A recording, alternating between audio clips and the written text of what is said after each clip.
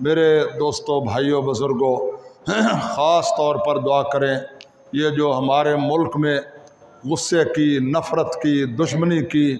سیاست اور انتہا پسندی بلکہ سیاسی دہشت گردی چل رہی ہے، جس سے ہمارے ملک کے وقار کو، عزت کو عالمی سطح پر ناقابل تلافی نقصان ہو رہا ہے، ہماری معیشت تباہ ہو رہی ہے، کاروبار ٹھپ ہو رہے ہیں، یہ ہمارے حکمران اور سیاستدان دشمنیاں کوٹ رہے ہیں، مگر وہ کہتے ہیں نا دریا کو اپنی موج کی طغیانیوں سے کام، کشتی کسی کی پار ہو یا درمیان رہے، ان کو نہ عوام کی پرواہ ہے، نہ پاکستان کی پرواہ ہے،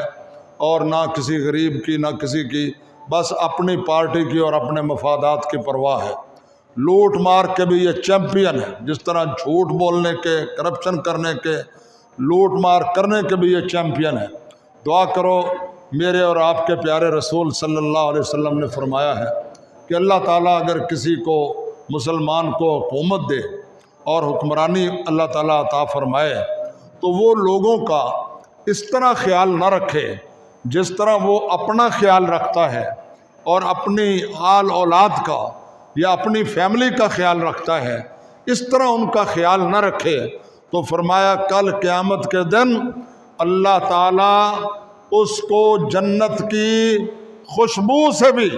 جو ہزاروں میلوں سے آتی ہے، اس سے بھی اللہ محروم رکھے گا۔ اور پھر ایک دفعہ حضور نے یہ بھی فرمایا کہ جو شخص اپنی رعایا کے ساتھ اسی طرح سلوک نہیں کرتا جس طرح اپنی اولاد کے ساتھ سلوک کرتا ہے، فرمایا اللہ تعالیٰ اس کو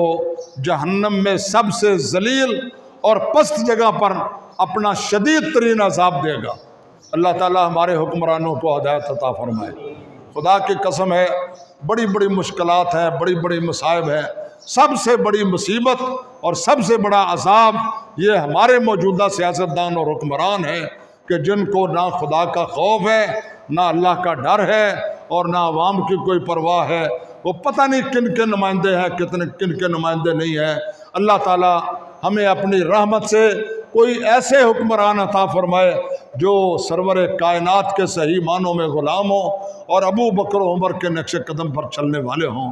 عباد اللہ رحمکم اللہ، ان اللہ یامرکم بالعدل والاحسان وایتاء ذی القربى وینہی عن الفحشاء والمنکر والبغی یعظکم لعلکم تذکرون۔ اذکروا اللہ یذکرکم وادعوہ یستجب لکم